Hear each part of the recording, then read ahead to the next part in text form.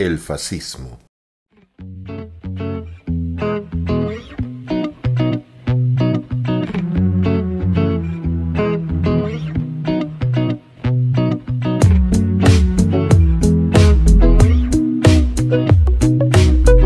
Un global y profundo análisis político. Un programa de formación continua, de calidad premium y carácter internacional, con un enfoque liberal clásico.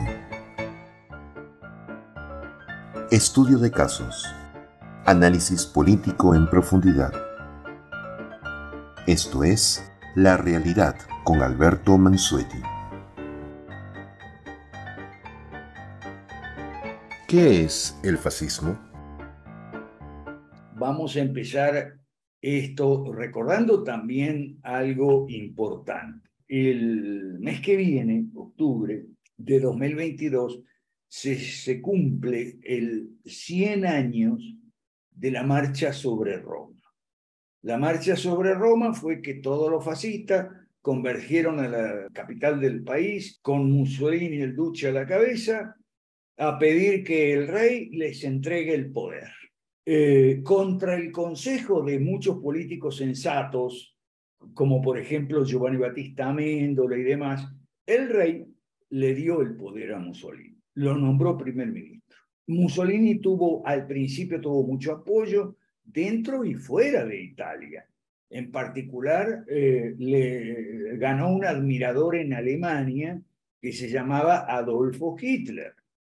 Y Adolfo Hitler tuvo 11 años entre el 22 y el 33 para copiarse de Mussolini casi todo, y le agregó un ingrediente que Mussolini no tenía, por lo menos al principio, que era el odio a los judíos. De hecho, muchas familias judías italianas eran fascistas. Pero como digo, Hitler se copió de Mussolini, y no solo Hitler, sino otros duces, Führers de Europa y de América Latina. En América Latina tuvo mucha influencia el fascismo, entre otros factores por la inmigración italiana y alemana que había aquí, que enseguida vitoriaron al duce primero y al Führer después, especialmente en Argentina, donde un discípulo de Mussolini que había estado en Italia, que se llamaba Juan Domingo Perón, montó todo un movimiento que hasta el día de hoy es un partido entre dominante y hegemónico en Argentina. Un artículo que está publicado en Cato, firmado por Carlos Federico Smith, que es el seudónimo de Jorge Corrales Quesada. El artículo es 15 de octubre de 2010, o sea, hace 12 años. El artículo se llama Dos conceptos antagónicos, liberalismo y fascismo. Y Corrales Quesada, al igual que Mises y Hayek, siempre fueron bien conscientes no solo de que el fascismo era de izquierda, sino que el fascismo era una forma de izquierda que tenía mucha aceptación en la clase media, ¿okay?, que lo veía el fascismo como un mal menor. Este artículo hay que leerlo, porque la tesis de Corrales Quesada es esta: el descontento de la gente con las malas consecuencias del estatismo, es decir, el descontento con la pobreza, la miseria, el desempleo, la carestía, la inflación, la corrupción y tal, y qué sé yo. Como la gente no sabe que son consecuencias del estatismo y que la solución es liberal, que ese descontento, pues en lugar de llevar a los liberales al poder, podía llevar a fascismo emergente o neofascismo, llámele como quiera. Ese artículo yo lo recomiendo para leer.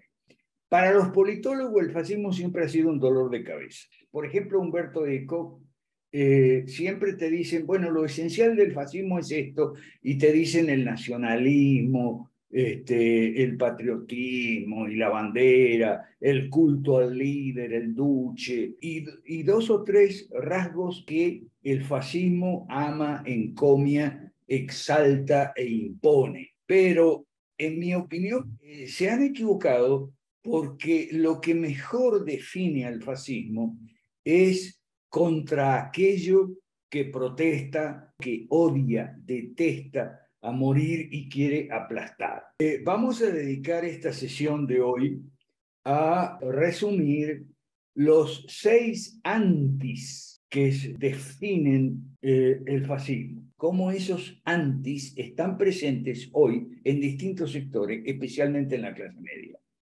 El primer rasgo y el más fuerte en la Italia de Mussolini y ahora en Hispanoamérica es la bronca contra los partidos políticos, antipartidos. Los fascistas siempre han dicho que los partidos políticos son nefastos porque dividen a la nación. O sea, tiene que haber un pensamiento único. Y eso lo vemos hoy. Las leyes de partidos políticos son en realidad leyes contra los partidos políticos. Cada vez le ponen más cortapisas, más restricciones, más obligaciones, algunas absurdas, caprichosas, a los partidos políticos, quieren enlazar a la burocracia gubernamental que va a concederle permiso a este partido, al otro, en fin, bajo estas condiciones, a cambio de un subsidio. ¿Okay? El garrote y la zanahoria siempre igual, ¿no? En el fascismo hay una fuerte antipartidismo. De hecho, Mussolini, cuando tomó el poder, Mussolini lanzó las leyes fascistísimas, así se llamaba, y entre otras, suprimió a todos los partidos políticos, excepto el suyo, el partido fascista, porque él decía que su partido no era un partido, era una milicia. Si por milicia entendemos un partido político con su ideología, con su aparato electoral, todo lo que es un partido político, pero uniformado, armado y militarizado, si eso es una milicia, el partido fascista era una milicia, y entonces se transformó legalmente en el único partido político que hay. Hoy en día tenemos mucha partidofobia en Hispanoamérica. Los partidos se ven mal, se ven con desconfianza, se ven con hostilidad, incluso en las leyes. Y ese es el rasgo más fuerte que está hoy presente en Hispanoamérica. Y ahí hay que señalar a los libertarios. Son adolescentes, aunque algunos tienen 50 años, pero son todos adolescentes, que son antipolíticos, antidemocráticos y antipartidos también. Bueno, ellos están listos para el fascismo. El segundo anti es el antidemocracia. La democracia, según el fascismo, no sirve. Qué pena que hoy en día los libertarios coinciden con los neonazis en esta furia antidemocrática. Y lamentablemente han contagiado mucho a la opinión pública general su odio contra la democracia y la política. Entonces, contra la democracia es el segundo de los anti. Estos anti están enumerados en el cuadrito, del más fuerte hasta el menos fuerte, ¿sí? Y después son los 5 que vienen, que encuentran aceptación en la derecha mala. Y después viene el sexto, que está fuera del cuadrito porque es el anticapitalismo, típico de los fascistas, y que tiene aceptación en la izquierda. Y está fuera del cuadrito por eso, ¿no? Pero aquí en América Latina, mentalidad de izquierda, mentalidad anticapitalista es lo que sobra. Así que aquí hay ahora caldo de cultivo de sobra para el fascismo. No hay necesidad de ser fascista para poner mano dura. Mises no hablaba solo de gobierno limitado, hablaba de gobierno fuerte pero limitado. O sea, la tercera del cuadrito es el antiliberalismo. Para los fascistas, las democracias eran plutocracias y el liberalismo era una mala palabra, ¿no? El liberalismo era una cosa débil, decadente. Y el problema es que hoy tenemos a los católicos cada vez más antiliberales. Por el lado del hispanismo y del odio a la reforma protestante, hay muchos referentes católicos que tiran una serie de mentiras históricas sobre la reforma protestante y la Revolución Francesa. Y el liberalismo que nosotros defendemos es el liberalismo clásico, no el de la Revolución Francesa, que sí es verdad, es el que lleva directo al comunismo, ¿no? Pero los católicos, para ellos el liberalismo es pecado y ya está. El cuarto anti es la antipolítica. Y así como señalábamos en el antiliberalismo a los católicos, aquí tenemos que señalar a los evangélicos. Los evangélicos cada vez más antipolíticos. El evangélico promedio rara vez se altera o pierde la calma, pero si le hablas de política es capaz de matarte, porque no quiere nada con la política. Y entonces se enoja cuando la izquierda dice Jesús fue el primer comunista. Se enojan. ¿Qué es lo que dicen? Dicen, no, Jesús no era ni de izquierda ni de derecha. Cuando tú le dices que la doctrina cristiana es de derecha, ahí te matan los evangélicos. Aquí en el cuadro usted puede leer lo que dice el líder fascista. En Perú tiene nombre y apellido ya, Antauro Humala. El caudillo fascista dirá que yo no soy de izquierda ni de derecha y cosechará muchísimos aplausos. ¿Ok? También dirá, yo no soy político y todos le aplaudirán menos nosotros y a subir en las encuestas. El último, el quinto anti es el anticomunismo. Y ojo que hay mucho clima en la clase media de libertarios y conservadores youtuberos que son muy anticomunistas, pero están equivocados en muchas cosas. Por ejemplo, te dicen que Rusia y China son comunistas. No, señor. Rusia y China no son comunistas. En Rusia y China hay otras cosas que nos podrán gustar o no, pero no son el comunismo que había antes. En Rusia lo que hay es una democracia defectuosa, pero no más defectuosa que la de Occidente, y especialmente de la de Hispanoamérica. Y una economía muy mercantilista en el sentido de estatista, sí, eso sí es verdad. Pero en China hay capitalismo, en China hay capitalismo muy liberal, sobre todo de las empresas medianas hacia abajo, y claro, hay partido único, pero que eso no es muy diferente de nosotros, que tenemos muchos partidos, pero un pensamiento único. Hasta aquí hemos hablado de un cuadrito con 5 características que tienen eco en la clase media, y tenemos que sumarle el anticapitalismo que tiene eco en todo lo que es mentalidad de izquierda en América Latina. ¿Es el fascismo solamente de anti, hacer anti algo y no propone nada, no tiene propuestas? ¿Cómo es el fascismo en ese sentido? Sí tiene propuestas, claro que sí, pero las propuestas son puramente retóricas, ¿ok? Por ejemplo, la tercera vía, ni capitalismo ni comunismo, esa es la propuesta, la tercera vía. Peligroso, ¿ok? Mises demuestra que la tercera vía, si acaso se implementa en un país, es muy inestable, y si no hay un contrapeso liberal fuerte, entonces se deriva a cualquier variante de izquierda, sea convencional como el comunismo, el socialismo, la socialdemocracia o el socialcristianismo, o sea no convencional como el fascismo. El fascismo es una forma de izquierda no convencional. Entonces, en mi opinión personal, vale más estudiar los antis que los pro. ¿Ok?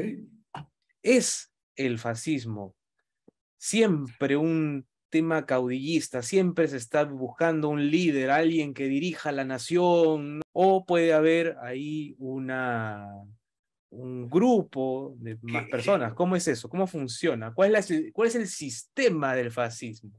En Europa, uno puede ver que el neofascismo no es así tan duchista. No es el caso de Francia, porque en Francia Marine Le Pen es Marine Le Pen. Pero en los otros países, los neofascistas se distinguen de los fascistas, entre otras cosas, porque no son así tan caudillistas y personalistas. Ahora, eso tiene que ver con quién va a prender el fuego. Alguien puede venir, el duce, puede venir y prender el fuego. ¿A qué le llamo yo el fuego? Los 6 antis son como los ingredientes que están en la olla con el agua. ¿Ok? Ahí está la remolacha, la papa, está la zanahoria, ¿ok? La yuca. Están los ingredientes del fascismo, los 6 antis están en la olla con el agua. El duce tiene que venir y prender el fuego. Ahora, ¿cuál es el fuego? Yo sostengo que el fuego es la histeria anticorrupción. Ese es el fuego que va a prender el duce para hacer el guiso fascista. Hay otro fuego también, es la histeria anticorrupción y la histeria antifraude. El fraude puede ser otro fuego. Podría ser otro fuego, sea el conservadurismo versus el progresismo que está tan de moda hoy en día, la ideología de género. ¿Eso podría ser eso también? Sí. Del progresismo, sí, ese puede ser otro fuego. Y fantástico porque esta sesión nos va, a partir del tema del fascismo, nos va a permitir tocar muchos otros temas que yo estoy seguro que tú tienes ahí sobre la mesa, Sí, Daniel. quiero justamente citar un poco lo que hemos ido viendo. Si usted visita los otros videos que tenemos en el Foro Liberal, Ah, sí. va a ver, pues, por ejemplo, nuestra forma de entender la política, que eso es muy importante, ¿no? Lo de izquierda a derecha, y de cómo en el medio hay muchos matices que toman de un lado, toman del otro, y se apegan más a lo que por alguna razón les gusta, ¿no? Les gusta más de esto de acá, pero también les gusta un poquito de esto. Dicen, ¿no? Un poquito de socialismo, pero con capitalismo mezclado, ¿no? Entonces, ahora quiero que se tomes en cuenta esto para la siguiente pregunta, ¿no? Que es el globalismo, esta izquierda Ah, que avanza a través de la ONU, ¿no? ¿Qué es lo que haría este neofascismo? ¿Estaría a favor de la ONU? ¿La ONU puede ser fascista? Y si es que en caso hubiese algún gobierno fascista, ¿no? Eh, ¿Representaría un continuismo digamos, de las leyes de la ONU, de los mandatos de la ONU? hay un fascismo progre y hay un fascismo latente ahí en la derecha mala. ¿Ok? Son distintos. El fascismo progre está muy bien descrito en un libro de Jonah Goldberg que se llama Liberal Fascism. Búsquelo en Amazon. Liberal Fascism, donde liberal quiere decir progre. Ese es el fascismo progre. Ese es el de la Agenda 2030. Ese es el del globalismo. ¿Ok? Globalismo significa la imposición, el pensamiento único de las agencias de las Naciones Unidas. Globalización es una cosa distinta. Globalización es el proceso espontáneo de expansión de las rutas comerciales y de los intercambios comerciales y económicos en general, inversiones, sociedades multinacionales, en fin. Nosotros estamos muy de acuerdo con la globalización, pero no con el globalismo. Hay que hablar de China. El problema es que cuando yo hablo de China me caen encima porque me dicen, en China no hay democracia. ¿Y qué le digo yo? Y aquí tampoco. Porque aquí lo que hay es demagogia, no democracia. Aquí lo que hay es pura demagogia, que es la degeneración estatista de la democracia. ¿Mm? Pura demagogia es lo que hay. Y que la gente, como no conoce la terminología técnica de la ciencia política, llama populismo. ¿Ok? Entonces, no hay democracia en China, correcto, pero aquí tampoco, aquí lo que hay es, bueno, y entonces en ese desorden que hay, desorden conceptual, ideológico, político, surge contra el fascismo progre, surge el fascismo de la derecha, que le podemos llamar neofascismo, ¿ok?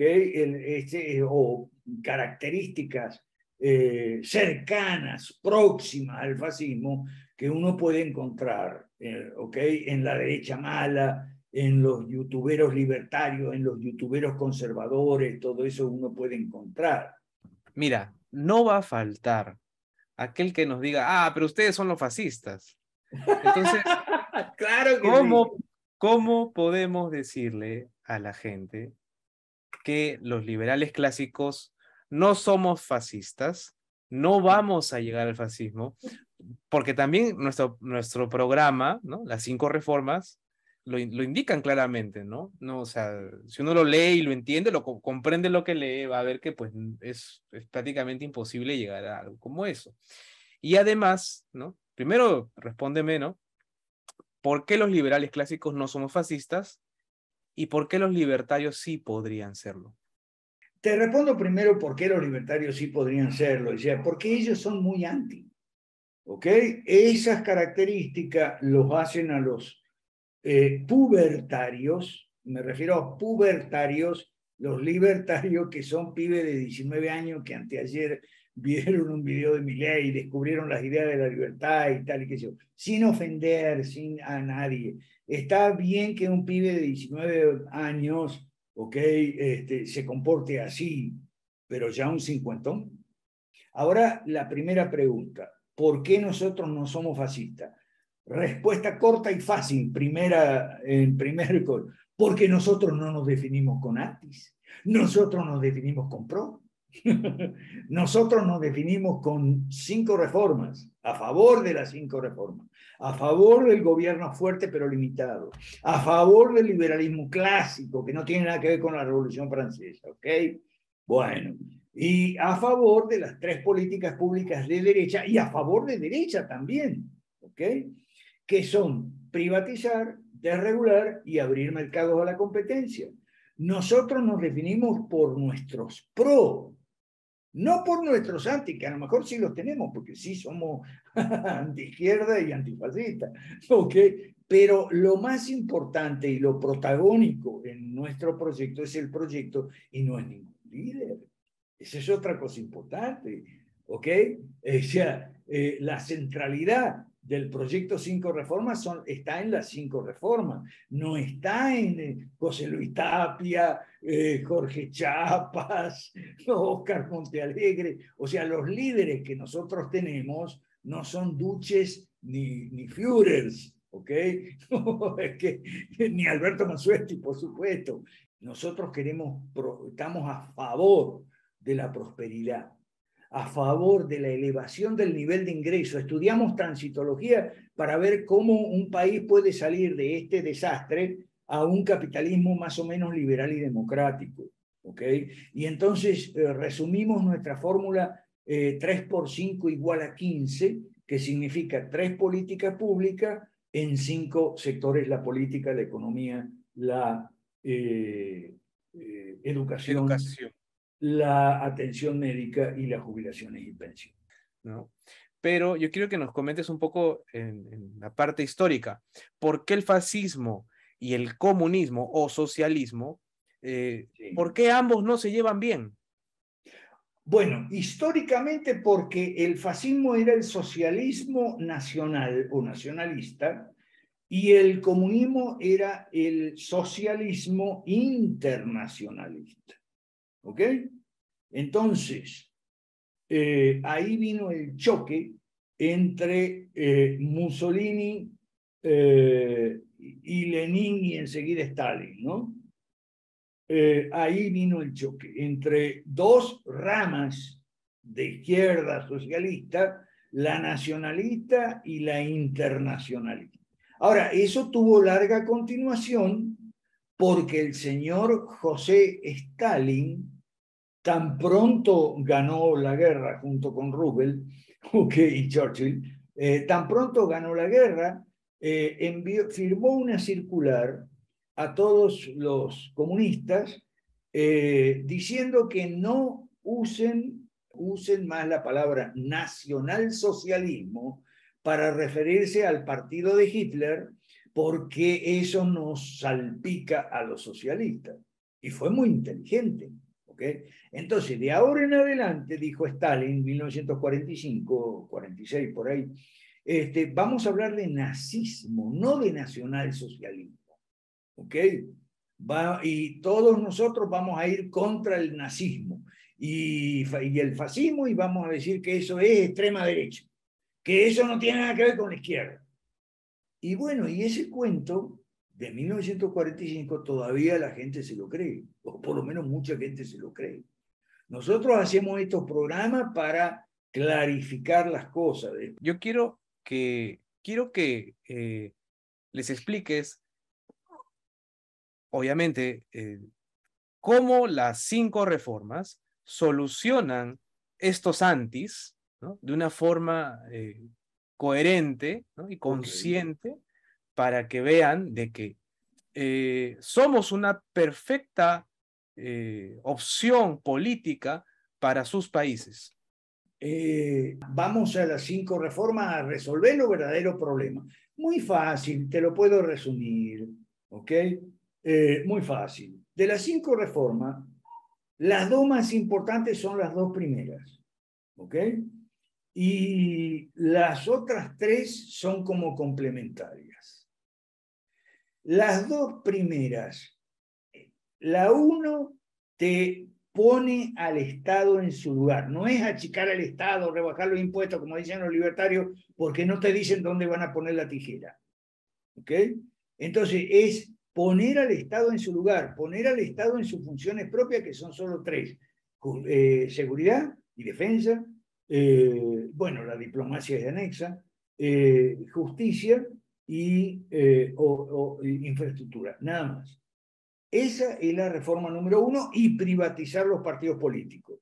O sea, hacer que el partido político sea enteramente de los ciudadanos y no de los funcionarios. De los ciudadanos que deciden entrar en ese partido. ¿Ok? Y no de los funcionarios electorales.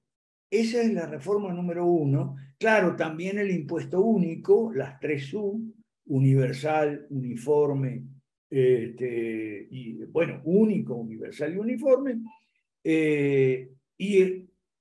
porque el retorno al patrón oro ya está en la reforma número 2. Es moneda sana y banca sólida, ¿ok? Puede ser con reserva 100%, en fin, eso son cuestiones técnicas que no son para esta sesión, ¿no? Y, por supuesto, privatizar, desregular y abrir mercados a la competencia, mercados en plural, todos los mercados, agricultura, energía, transporte, Y el político. banco. Sí, pero esa es la número 1. Claro. Okay. La número 2, banca, etcétera. O sea, esa es la reforma número 2. Esas reformas son suficientes, son necesarias y suficientes para elevar el nivel de ingreso de la gente, y rápido si se hacen rápido. Y es decir, si tienen el apoyo suficiente. ¿Ok? Y las otras 3 son como complementarias, pero siguen los mismos 3 principios de privatizar, de regular y abrir los mercados a competencia. En educación, en atención médica y en jubilaciones y pensiones. Para acabar, es decir, nosotros sí vamos a acabar con la desigualdad, no la izquierda. La izquierda crea desigualdad entre la nomenclatura y el resto de la gente. ¿Okay? La nomenclatura tiene sus colegios privados, sus clínicas privadas y sus seguros privados. Y el perraje tiene que ir al Estado. ¿Ok? Bueno, nosotros sí vamos a eliminar la desigualdad.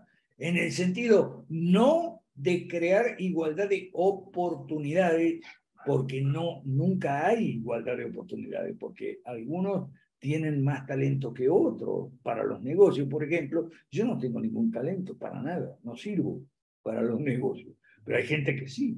Entonces, igualdad de oportunidades no hay. Él va a tener más oportunidades que yo. Lo que sí vamos a lograr es más y mejores oportunidades para todos.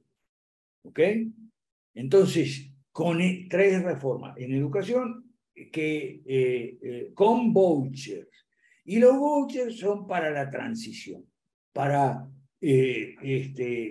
con el impuesto de las 3 U, sostener financieramente aquellos sectores más, llámale vulnerables, llámale pobres, el pobrerío, pues, pero solo en esos 3 rubros: educación, atención médica y jubilaciones y pensiones. Mientras salgan de la pobreza, porque nosotros sí queremos sacar a la gente pobre de la pobreza, no como las izquierdas.